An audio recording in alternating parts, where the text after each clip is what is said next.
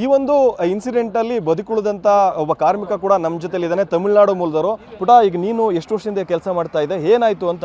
8 ವರ್ಷ ಆಯ್ತು ಸರ್ ಕೆಲಸ ಮಾಡಿ ಬಂದಿಲ್ಲಿ. ಅಲ್ಲಿ ನಾವು ಅಡಿಲಿ ಕೆಲಸ ಮಾಡಿದ್ವಿ. ಅವ್ರ ಮೇಲೆ ಬ್ರೇಕರ್ ಮಾಡೋರು, ಅವ್ರು ಯಾರಿಗೂ ಹೇಳಿಲ್ಲ ಸರ್, ಹಂಗೆ ಬಿದ್ದುಬಿಟ್ಟು ಸರ್.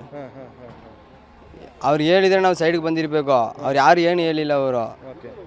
ಅವ್ರು ಹೇಳೇ ಇಲ್ಲ ಸರ್. ಕೆಳಗೆ ಎಷ್ಟು ಜನ ಕೆಲಸ ಮಾಡ್ತಾ ಇದ್ರು ಏನು? ನಾವು ಸರ್ 16 ಜನ ಮಾಡಿದ್ದೀವಿ ಸರ್. ಅದ್ರಲ್ಲಿ 4 ಜನ ಓಡಿ ಬಂದುಬಿಟ್ಟಿದ್ವಿ. 5 ಜನ ಹಾಸ್ಪಿಟ್ಲ್ಗೆ ಹೋಗೋರು, 7 ಜನ ಇಲ್ಲಿದ್ದಾರೆ ಸರ್.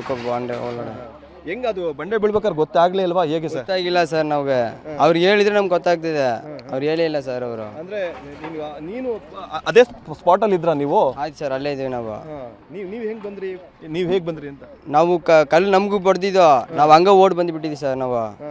ಅದ್ರ ಬದುಕುಳಿದಿದ್ದೀರಾ? ಹೌದು ಸರ್. ಇನ್ನು ಎಷ್ಟು ಜನ 8 ಜನ ಇದ್ರಲ್ಲ ಕೆಳಗೆ, ಅವ್ರನ್ನೇನು ರಕ್ಷಣೆ ಮಾಡೋಕೆ ಆಗಲೇ ಇಲ್ವಾ, ಹೇಗೆ ಅಂತ? ಆಗಿಲ್ಲ ಸರ್. ಎಲ್ಲ ದೊಡ್ಡ ದೊಡ್ಡ ಬಂಡೆಗಳ? ಅಲ್ಲ ದೊಡ್ಡಗೆಲ್ಲ ಐತೆ ಸರ್ ಎಲ್ಲ. ನಿಮ್ಮ ಹೆಸರು? ಗೋಪಿ ಸರ್. ಇದು ತಮಿಳುನಾಡಿನ ಮೂಲದ ಗೋಪಿ ಅವರು ಹೇಳ್ತಿರುವಂಥದ್ದು. ಕಳೆದ 8 ವರ್ಷದಿಂದ ಇಲ್ಲಿ ಕೆಲಸವನ್ನು ಮಾಡ್ತಾ ಇದ್ದೀನಿ. ಮೇಲುಭಾಗದವರು ಈ ರೀತಿ ಮಾಡಿದಂಥ ಹಿನ್ನೆಲೆಯಲ್ಲಿ ಬೃಹದಾಕಾರದ ಬಂಡೆ ಬಿತ್ತು. ನಾನು ಕ್ಷಣಾರ್ಧದಲ್ಲಿ ಮುಂದಕ್ಕೆ ಸಾಗದೆ, ಹಾಗಾಗಿ ನಾನು ಬದುಕುಳಿದಿದ್ದೀನಿ. ಇನ್ನು ಉಳಿದಂಥ 7 ಕಾರ್ಮಿಕರು ಕೂಡ ಬಂಡೆ ಕೆಳಗೆ ಸಿಲುಕಿ ಸಾವನ್ನಪ್ಪಿದ್ದಾರೆ ಅನ್ನುವಂಥದ್ದನ್ನ TV9 ಜೊತೆ ಹಂಚ್ಕೊಂಡಿರುವಂಥದ್ದು. ಕ್ಯಾಮರಾ ಪರ್ಸನ್ ಸಂದೀಪ್ ಜೊತೆ ಪ್ರಶಾಂತ್, TV9 ರಾಮನಗರ.